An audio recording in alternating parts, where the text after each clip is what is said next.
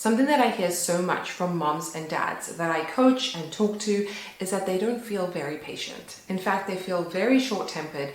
They will have an outburst and then they feel super guilty afterwards. In my mind, patience is kind of like motivation. We never have enough of it. It never shows up when we need it. And in fact, it is really a skill and a discipline to become more patient. So today we are going to dive deep into how you can become more patient with your kids and your spouse and anyone else in your life. And I don't think it's going to be what you think. So keep watching.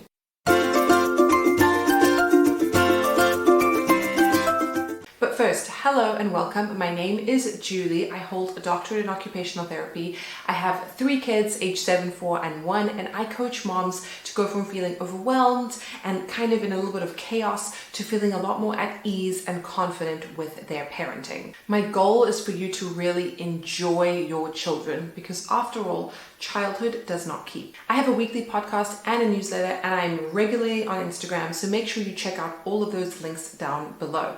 I would also love to have you as a subscriber here on this channel, so make sure you click that little red subscribe button, like this video if you're interested in this kind of content, share it with those friends that might need it, and let's jump right in. Ooh, this is such a juicy and life-changing topic. I can't wait to dive in. So as I hinted before, the road to becoming a more patient parent, probably not what you think. I like to use examples. So for me, let's talk about motivation and working out. If you really had to ask most people that work out and ask them, do they feel motivated? Do they actually want to go and work out? Are they really feeling it today? I can bet a lot of money that they probably don't want to go and work out. They're chasing the feeling afterwards, they're chasing the result, they know that it's good for them to work out, and all of these things kind of blend into ultimately them going and doing the darn thing. Someone who can successfully maintain a workout routine is someone who's developed habits, they've figured out ways to make working out fit into their lifestyle, they probably have a few tips and tricks up their sleeve, and that's how they remain and stay successful. They appear to be motivated to work out, but if you really had to dive deeper, I don't really think it's motivation. Patience is kind of similar. In my mind, patience starts with a solid foundation. Patience is the end goal or the outcome from a parent that feels kind of balanced, valued, seen, that is sleeping well and eating well. That is how you get to patience. It's not like you just are born with this abundance of patience and therefore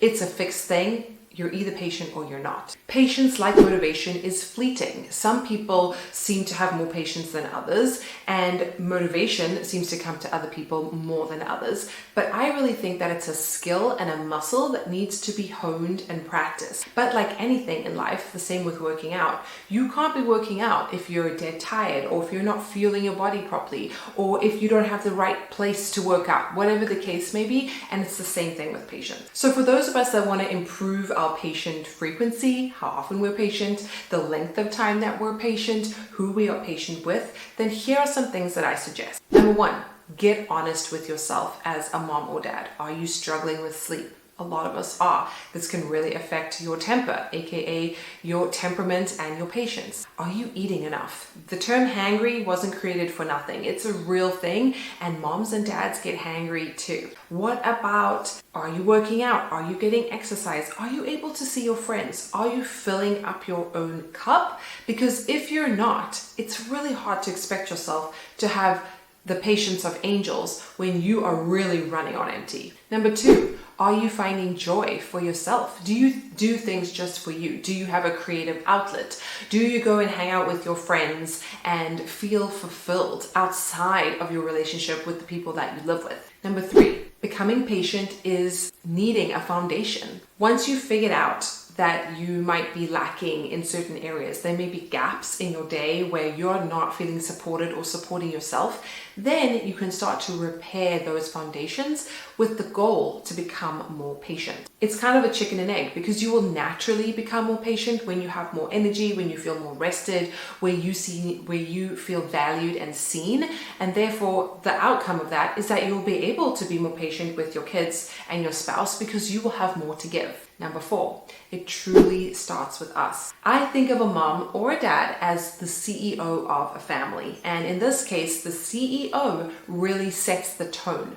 When you show and demonstrate patience to your children, just that calm nature of, I'm listening, I'm here for you, I can wait until this kind of blows over until you calm down, or I can be patient while you're trying to learn how to tie your shoes, or while it seems like you're taking 20 minutes to eat one little piece of toast, whatever the case is. When you have patience and you show that to another individual, they almost can't help but to reflect that behavior back. And even though it might not seem like they are demonstrating a lot of patience in the moment, remember that if you're comparing yourself as a grown-up to a little person, their patience might look a little different, right? And at the same time, by you modeling patient and calm behavior, the type of behavior that you want your children to have, that will become normal for them, and they will start to show the same kindness and patience back to you, back to their peers, their friends, their siblings, and it'll be a completely rewarding cycle. And number 5,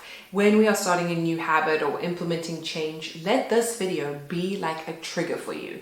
Let it be something that you think about and maybe come back and watch again when you're feeling like you're struggling with patience. Because part of the process is being aware I'm not patient. This is why I am struggling to kind of keep my cool, and I need to be reminded to work on this. I need to be reminded about the power of the pause. Now, Mel Robbins talks about this. I'm on a big Mel Robbins kick. I absolutely love her, and I love her new podcast. And she released an episode about pausing. And, you know, in this sense, I feel like patience is an opportunity to pause. When you feel like there's a situation where you would naturally be very triggered, or you would start to kind of tap your foot, be like, we gotta go. That is your trigger now to be like, I need to take a step back. I need to demonstrate a bit of patience. I need to take a deep breath. Maybe I turn away from the situation so that I can just let that other person go through what they're going through and start to increase my patience muscle. So the steps within that are to pause, to pattern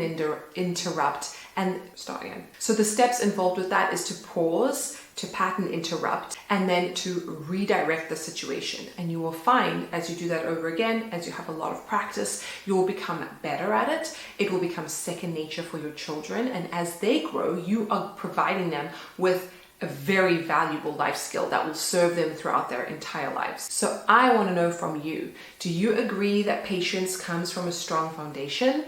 Do you believe that we're born with patience and it's kind of fixed? We can't change how much patience we acquire in this lifetime? Let me know your experience. What kind of things make you lose patience, and what kind of things help you? I would love to know in the comments down below. And as always, don't forget to subscribe, like this video, share it with anyone who maybe needs a little bit more patience in their life or some help with parenting.